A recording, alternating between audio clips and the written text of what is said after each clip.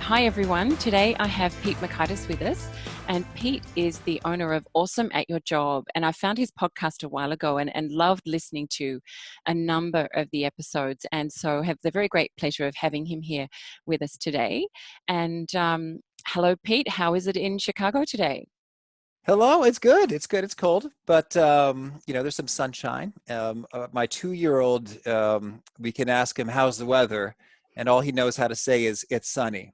So Well, we that's ask him really on sunny nice. days. You only ask him on sunny Yeah, days. so he's right. We're like, yes, it is sunny. Otherwise, it's maybe just funny, but it's inaccurate. That's funny. No, that is good. That is good. Well, there'll come a time, I'm sure, when he'll have a whole lot more variety for you, and he'll Oh, right. surprise you. He'll surprise you Hmm. one day. Yeah, no, that's Absolutely. cool. That's cool. And I love the name of your business, Awesome at Your Job. How Well, did you thank come you. about that? I'm going to give you a double-barreled question. How did you come about that, and why? What drove you to do it? Sure. Well, I might go with the why. So the most direct answer to the why is I had a friend once who told me it was funny. We were at a conference together, and he just said to me, "I demand you start a podcast," which was flattering. I think what he meant was, um, "Hey, you do well in conversational settings and have a natural curiosity and questioning nature." And I think that would work well for you. And so I was like, oh, thank you. And then I was doing some trainings which were really working well and getting some great results for the teams. And I thought, oh, how could I get the word out broader about this? It's like, maybe indeed I should do what my friend demanded, and start a podcast. And the other part of the why is just a ton of fun for me, chatting with people like yourself. Your episode, I don't know when this airs, but is right around the same time. I think our timings are roughly in line. And so it's really fun to meet new people and learn new things and share that with a huge audience. It's really fun to that whole experience is fun. And so for the naming of it, I was a little bit inspired by reading about copywriting from different sources. They say clear beats clever is sort of a rule of thumb I've heard, and I tend to agree with. There's a lot of punny podcast names out there. It's like, what is this? I don't know. So I'm just going to kind of move on, as opposed to this. How to be awesome at your job. That's what we're going to be talking about here. And one of my inspirations is Ramit Sethi, who runs the website I Will Teach You to Be Rich, and the book of the same title. And I liked it. That's what you're going to get there. You're going to hear some personal finance and income career stuff when you go to I Will Teach You to Be Rich, and you're going to learn some skill sharpening for your job when you go to How to Be Awesome at Your Job. I love that. I love that. And that idea of being clear, being more useful than being clever, I think is true. It's Oh, quite you hard to like do, though, clarity. isn't it? Yeah, you might like I that. do. I do love clarity. Well chosen, well storied, well done. But no, that is. I think it's really true, isn't it? Hmm. You can try too hard, can't you? You Certainly, know. and I think there's a place for clever. It's sort of like once you're already bought in and sort of with a speaker or like once your butt's in the seat, or you've already bought the book and then you're into it, then it's kind of fun, I think, to have some cleverness. But in our whatever fast paced, highly distracted Mm. zone, it's like, what is that? No, no. Moving on. It can kind of be how it goes when you've got that first impression moment to win them over. Exactly. And, that's true from a marketing standpoint, which is perhaps where you're coming from your podcast, but also just inside organizations, isn't it? In terms of making sure people can grab what you want to give them, the information you want to give them, and encourage them to stay with you long enough to really get into it. When they open an Certainly. email or something like that, just not to go delete. I was in Adelaide this week running a workshop, and I gave everyone an example of something which was terrible to look at. And, what's your reaction to this? I asked deliberately, wanting to draw some insights out of them. And the first thing that the boss actually said, well, I just delete it. You know, Mm, that's it. And I said, it doesn't matter who it's from. No, if it's that bad, just delete it. mm. So I think it's true in all sorts of places now, isn't it? We're all so busy that we need that, the what's in it for me to be really up front and center, don't we? Mm. Yeah, I think that's true, for better for worse. I think that's where we are right now. And hopefully once there's a bit of relationship and rapport established, then we can look into other domains. Yes, yeah, exactly, exactly. But coming around to the topic that we were going to talk about today, you and I have both been exposed to this hypothesis-driven problem-solving Hmm. technique, and you spend quite a bit of time with it in your business. So I thought you'd be a really great person to ask. Tell us a little bit about what that is and what that means for people in a practical sense. Oh, sure. Thank you. Well, so this is just a different approach, or kind of one thinking tool you have when you're trying to solve some problems. I'd say anytime you're trying to make a decision amongst options, or anytime you're trying to kind of get to the bottom of, hey, what's going on here, or finding the root cause, this could be a useful tool in your toolbox to go do that. So I think the main distinction there is with hypothesis driven thinking. Rather than just kind of taking a look around, like, hey, let's just hop in the database and see what we see. Let's just go talk to some customers and learn what you learn. There's definitely a great place for that in terms of ideation and sort of seeing what is the set of options out there, and being kind of unvarnished, and getting input without a frame of reference just yet. But at some point it comes time to really get to the bottom of things, or make a decision, and then I think it's really great to do this. And the main shift is that instead of looking around, we're going to test specific hypotheses. Like, I've got a guess that this is what's going on, and so I'm going to go about seeing it if that's the case. And I think the simplest way to do this in practice is to just ask yourself two questions, which are, first, what must be true for this to be a good move? And then, how do I test that? And so then, or if you're trying to get to the bottom of something, the root cause, you might say, okay, I think it might be this. And then there's sort of an intermediate step. Okay, well, if that were indeed the case, what would I expect to see? And so then you can sort of give a test to see, is that just sort of a speculative opinion that people think is what's up, or is that in fact likely to be true based on the evidence? Absolutely. And so by having those two really simple questions, I love the way you framed them when we were speaking earlier about how you can help avoid making suboptimal decisions by Hmm. asking those questions. What is it about this hypothesis-driven approach that really you think helps people avoid making, suboptimal or unhelpful decisions? Well, I think the big thing is it focuses you in on what you got to know, and sort of frees your time and energy and resources from some distractions, and sort of less impactful discoveries. So I'd say, for example, I think one way I learned this lesson sort of the hard way, or just sort of maybe I should say failed to apply it because I didn't do it conceptually, was I'd self-published a book, and I wanted to sell a lot of it. And then this interesting opportunity appeared because I heard, hey, you should appear on a bunch of shows, interviews. Podcasts were not as hot at the time, so it's like, hey, local TV and radio shows is what I was hearing. It's like, okay, interesting. And I found a publication that was specifically for producers of these programs to book guests, and this clever business idea was basically selling. All the content was ads of individual guests who wanted to become guests. And I thought, oh, that's kind of interesting.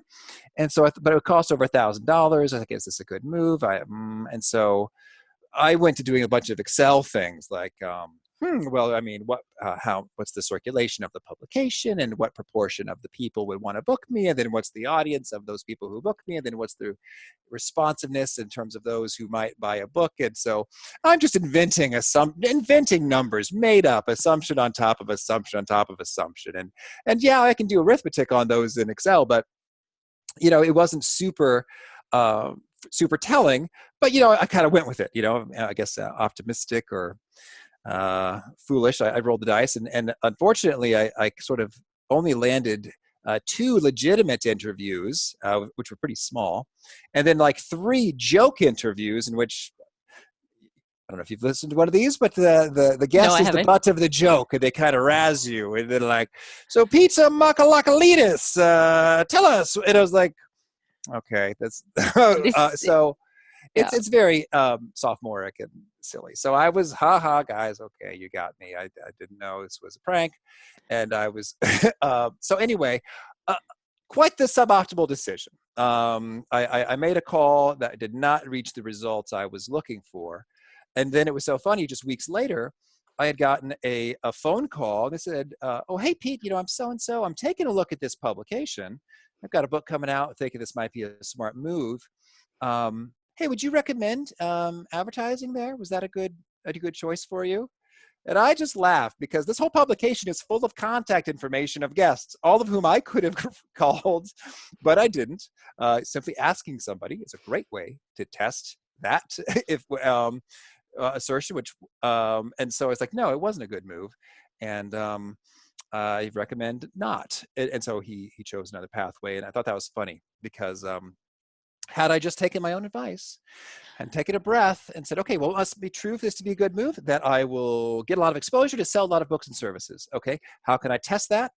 Ask other people who have done it if they got that outcome. Oops, I didn't ask that question, so I didn't come up with that investigation research approach, and spent money and time I didn't need to. But equally, if you hadn't actually taken the path you did, it might not have stuck quite as well for you as to how valuable the approach is. I think That's sometimes we need to possible. trip over our own feet a little bit, don't we? To actually Yeah. have stories to tell to help other people, but also just to, remind ourselves, oh my gosh, it's like when you pack to go on a business trip, and there's the things that you do it so often, and there are things that you must pack because who travels without a hairbrush, for example. It's just Hmm. so easy to leave them behind because they're so obvious to us as Certainly. well. Yeah. So That's exactly true, and especially maybe the second time you do something, you think, "Oh, I've got this under control," and then you get a little bit lax and overlook things, and you do worse the second time than the first time. can be Hmm. absolutely, absolutely. So when you were talking there, I was interested in your story, and you were talking about getting into Excel and pulling all the numbers together and inventing scenarios. And I confess I've done that kind of thing myself. It's like a dreaming state as to what this business might Yes, do, and a it's really dreaming state. fun. Of how could this be? Um, and if that's a comfortable place for you, then it's really easy if you're familiar with Excel, to play there because it's easy and it's fun. Um, Yeah, and you just imagine the possibilities. Like, ooh, what if it's this? What if it's that? yeah, It's just, yeah. it's like a dopamine hit or something. It so is a dopamine It's hit. just a It so is. fantasy. It's Yeah, just like a video game or something. yeah, yeah, yeah. I hadn't thought of it as a video game, but yeah, absolutely. It's a fantasy for sure, for sure.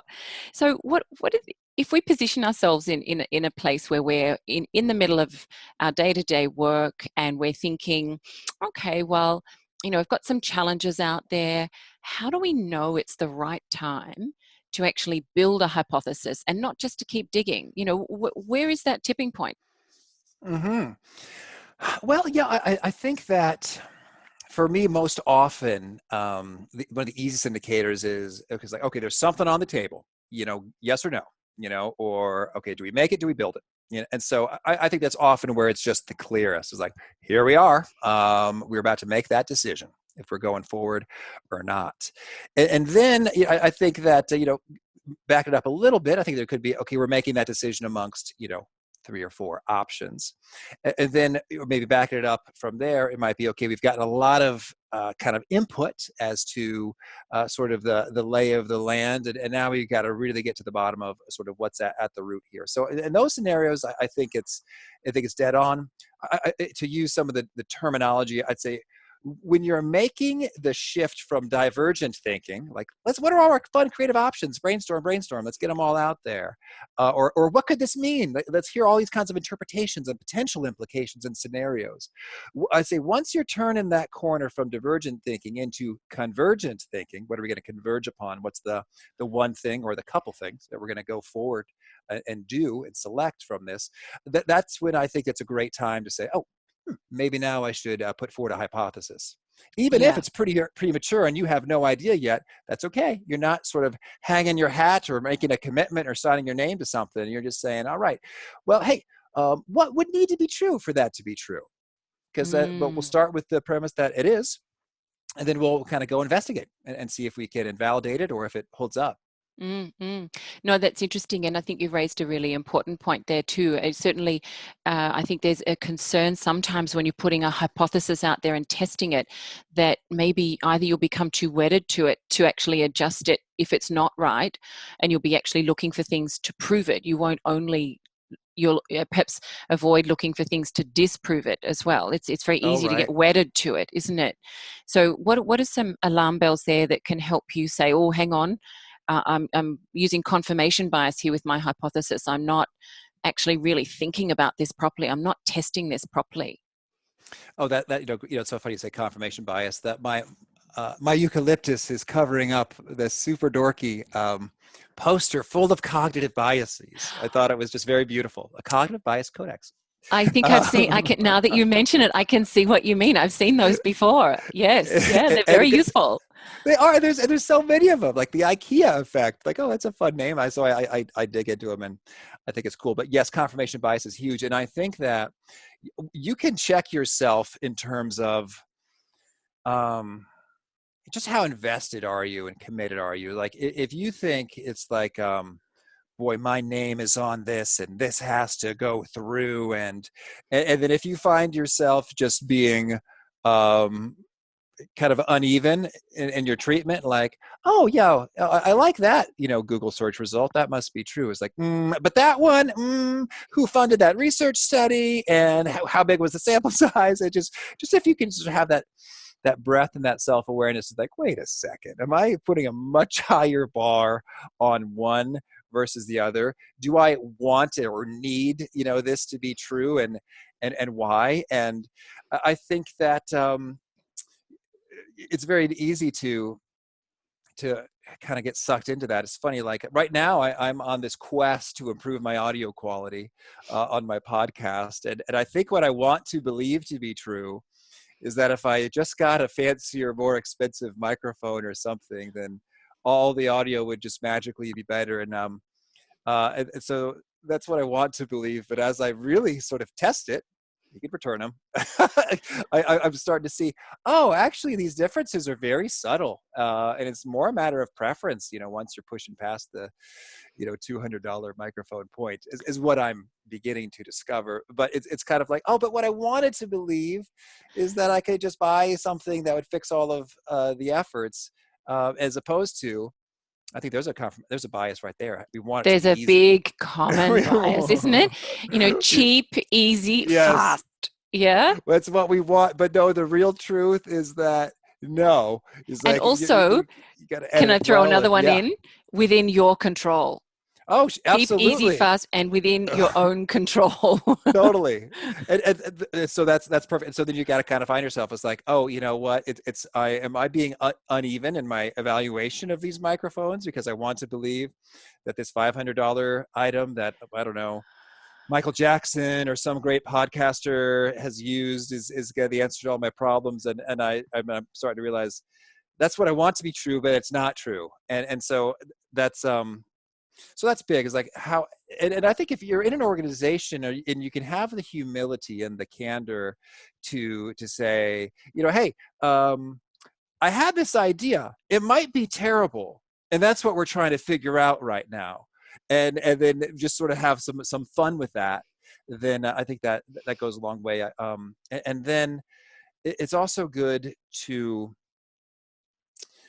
uh, the mindset I've adopted here is I want it to be true, but at the same time, I guess you just have, after a few business failures, you just this just settles in a little bit. It's like, I would much rather be told by my research, or by my team, or trusted advisors, friends, family, confidants.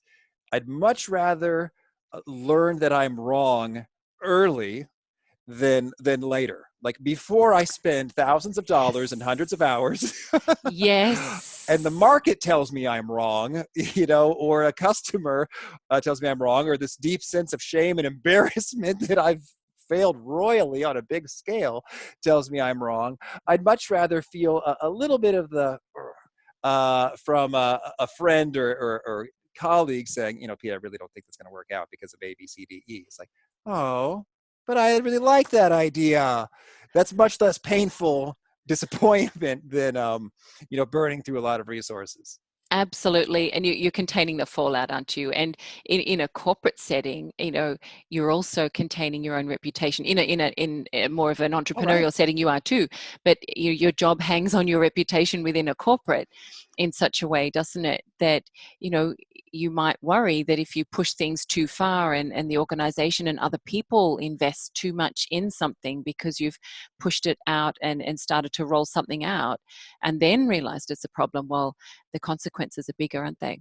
So the Oh, quicker you can certainly. get at it, the consequences are so much, even though it feels painful and it's horrible to have your friend or your colleague say, bad idea. It And, is actually quite a blessing to have people around you who are brave enough to tell you. mm-hmm. Mm-hmm. I absolutely is. I'm a big advocate of that in terms of maybe, personally, like accountability groups or sort of support in Mm. that way. And as you're talking, this reminds me, I had a podcast guest who, Diana Kander, and she talked about how one of the reasons Amazon is so successful is because they have rigorous processes associated with when they shut something down. Like there's a lot of Oh, things they don't do anymore because rather than just continuing them forever, which a lot of organizations do, they have some very particular yes. milestones and gates and tests Yes. and say, you know what, we're not going to do the cell phone.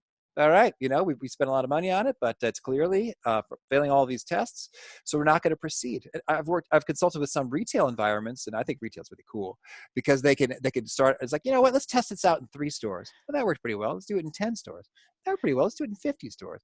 And so then they can kind of learn and test and scale up over time in these low stakes environments. Like, ooh, 3 stores saw their sales go down a little bit.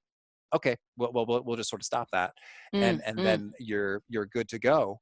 And I think it makes it sort of kind of exciting in terms of, it's almost like when there's sort of high stakes things like, I don't know, am I going to get into this college? It's like, open the letter, let's see if the acceptance letter's in there. Likewise, I had moments in consulting where my heart was racing because it's like, okay, we were exploring whether or not this thing is true. We just crunched a ton of data. I'm about to push the button that makes the chart that in one glance will tell me if it is true or not. I'm excited. It's like, what are we going to see here? And so, I mean, I think that just can transform the experience of work in a really fun way. Yeah, yeah. No, absolutely. I like the way you put that, and just the idea that a consultant cares enough too, actually, to get Oh, excited about it shucks. is kind of cool as well. No, it's true because you do invest so much in these firms, in trying to get the right answers for your clients. So no, that's really cool, really cool. So let me ask you another question. So when should you not use hypothesis-driven problem solving? Oh, sure. Well, I think that if you're in a stage in which you are still kind of get an understanding of what's really going on here, you're formulating more ideas, then there's a risk if you narrow in too early that Mm. you might be missing out on that. So it's sort of like, hey, you got one pretty good idea for a pathway you might go. It's like, all right, well, now let's really investigate it thoroughly and assess yes or no, do we do this thing? It's like, well, that's one potential next step. Another might be, finding what it might have been Roger Van Oak, if I'm saying his name right, who wrote A Whack on the Side of the Head. It's such a fun Okay. book about creativity. I think he said, find the second right answer. And so I think that can be uh, a risk, is if you love the hypothesis driven thinking, you're really good at it and you want to run to it. It's like, well, hey, is it time yet? And I think that's just takes a little bit of patience and discipline, and to see if there is a second or third right answer before you go deep on and kind of landing on a yes or no on your first right answer. Sure. Okay. No, I hear you. And so I guess it can become your bias, can't it? Oh, it sure So, could. Yeah. yeah, yeah. So that's just the way we've always done things. So we got to build a hypothesis. Let's not waste time. Let's build our hunch. Let's map it out in a tree. Think about all the questions we've got to answer. And then, let's do that.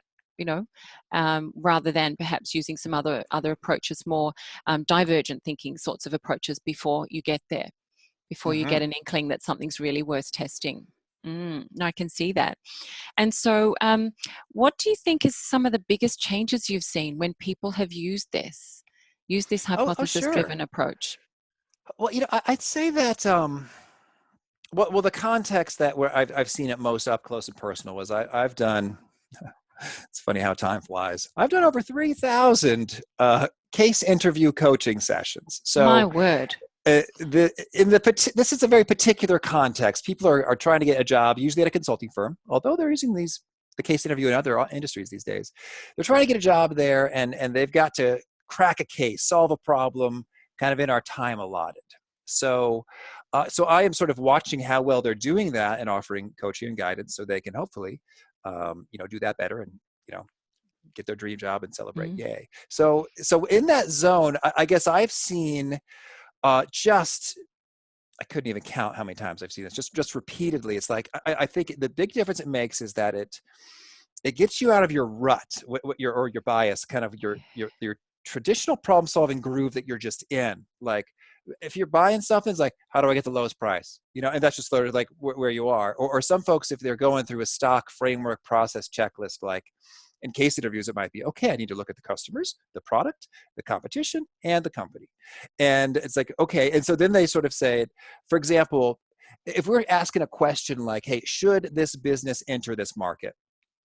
They'll say, okay, I want to look at these 4 areas. And with regard to the customers, can you tell me, who are they? How are they segmented? What are their needs and values and preferences?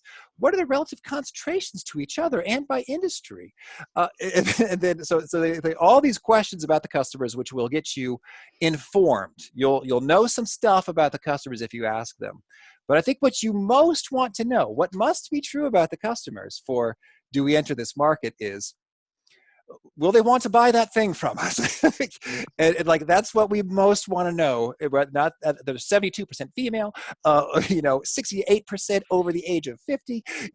Like those things are kind of like might be means to an end or interesting, but is it actually going to change the answer based on what you learn?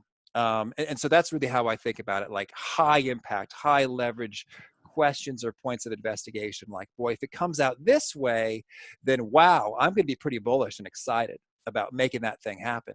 But if it comes out the opposite way, I'm going to be pretty apprehensive and skeptical that that's the right move. And then that's what's so cool. So the difference I see it makes is people kind of wake up. It's like, oh, well, that's what I really need to get after.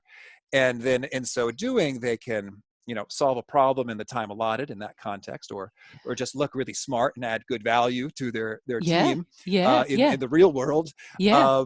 and then get jobs or accelerate their careers as a result of doing better thinking and problem solving. Yeah, absolutely. And I guess one of the things that you drew out there is it sounds like to have a really good hypothesis. Well, perhaps this is common sense. I don't know. If you know a little bit about the domain or can bring somebody in who knows a lot about the domain with you to come up with that core thought, but then break it down, you're going to be asking much better questions, aren't you? There must be a bit of an art to this, not just, the formula like you're describing then of, okay, so we've got to know about customers. What do we need to know about customers? And you end up with a lot of data, don't you? Mm-hmm. So there must be some tricks to have a really intelligent hypothesis or informed hypothesis. Tricks, yeah. Well, yeah. I think what's tricky about it is it takes a lot more. Talk about the lazy bias. It takes a lot more mental effort to think through, what do I really need to know and how Yeah. can I get that information, What's going to as really turn the opposed to, dial? Yeah. oh, checklist item 5B is the customer Yeah. segments. What are my Exactly. customer segments? So I think the trick is maybe just doing a lot of it. So like I think you can use Yeah. this all the time. Like for me, it's usually Amazon.com. Should I buy this? It's like, well, what must be true for this to be a smart purchase decision? Well, it needs to, fulfill the need that I'm looking to fill. It needs to fit in the space I'm looking it to fit. It needs to be superior to its competitors, et cetera. And I was like, well, how can I test that? Oh, to see if it's superior to its competitors, I might go to wirecutter.com and see what they think is the best. I could see what's Yes. my review score. I could look Yes. specifically, and I do this a lot. Like uh, I will search the reviews for the name of a competitor. like, oh, I like this so much better than this one. It was like, cause it's like, that's what I love to see. It was like, I've bought 6 of these and this is my favorite. Like, oh, that's a good review, as opposed Yes. to works great, like it. So I might, So maybe you're that's another part finding about. other people who've done the work for you in a sense. Oh, totally. So reviews Mm. is a great one. And if it's sort of less public, like in the case of this publication, is like I could sort of call people who know or hire people who know, Yeah. thinking about GLG or some other experts to or resources to connect with an expert can be super helpful. Or maybe there's a scientific study that was done. Maybe there's some analogous experiences like, oh, we haven't done this in our industry, but the Mm, soft mm, drink industry mm. has. Well, how did that go for them when they made this? And I think that's where it gets really fun is you get to have these ideas, and then people say, "Oh, that's clever. Yeah, let's try that out." And then you get to learn the results of those, and I think it's really cool when there are kind of creative approaches to how you test that. And consultants, I'm thinking about sort of the Bain lore or tales we've heard, like how can we see the market share of a bottled beer brand in South Africa? Well, we'll get a bunch of bar owners we'll pay them for all their bottle caps over the course of several weekends, and then we'll tabulate what's the percentage of bottle caps Oh my over the total, goodness. as to get Okay, that's a gauge creative on market consulting. share. Yeah, Yeah. or how many shipping, what's the size of the shipping container industry in this city? Well, hey, we'll fire up Google Maps, we'll look at the aerial photos, and shipping containers are so big we can actually count them, on a map. And I just think that's so fun is to get I clever don't beyond Google. remember. I don't remember seeing anybody at McKinsey doing that stuff. So there you go. Well, I'm The not gonna Bain stoke the cleverness. competitive flames there. That was not sort of an every case kind of a thing. Or I got to do this once. They were someone was alleging that the exhibit, how do I even say this? Companies that build huge exhibits for trade shows, Yeah. that was the industry we were looking at. It's quite fascinating. And so someone had made the point that the industry was shrinking. And we thought, that doesn't sound quite right, because if I see this number and this number. And so we proved it in several ways. And one of them was we looked at trade shows about trade shows, and then saw of all of the companies who build huge exhibits, for trade shows, how much square footage were they investing in? It's like, okay, well, they thought that the market was growing enough to invest on the trade shows about trade shows. Or of these trade shows, how many attendees showed up over the years? And so it was kind of a clever way, because we needed a little bit more evidence, Mm, because they were mm, skeptical, mm. because someone had made the point that the industry was shrinking when really it was just growing more slowly. And they did that to kind of make them not look as bad for having disappointing sales results.